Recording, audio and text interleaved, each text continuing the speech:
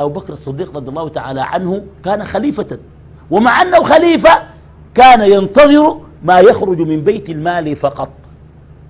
المرتب اللي بدوله بس، كان المرتب انقطع في نص الشهر، تاني بيقنب جعل لحد ما الشهر يجيك شهر هكذا.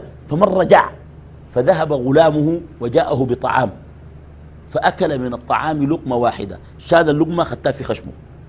بعد ما أكل بتونس معه يعني في أثناء الأكل، قال من أين لك هذا؟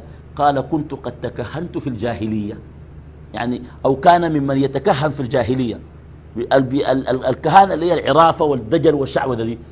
قال فوجدت من أعطاني نظير كهانتي، الأكل قدامه واللقمة أكلها. أدخل أبو بكر الصديق يده في فمه وجعل يتقيئها حتى خرجت. قال لو أبت أن تخرج إلا ومعها روحي لأخرجتها. إني سمعت صلى الله عليه وسلم يقول أيما جسم نبت من سحت فالنار أولى به.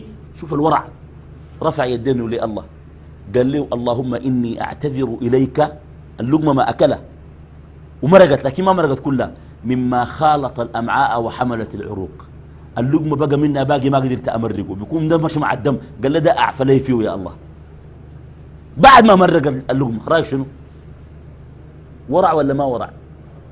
بالمناسبة ورع الصحابة يدل على ورع النبي صلى الله عليه وسلم، لأنه معلمهم وأستاذهم ومربيهم، ولأنهم أصلا ما عرفوا الورع وما تربوا عليه إلا على يده صلى الله عليه وسلم.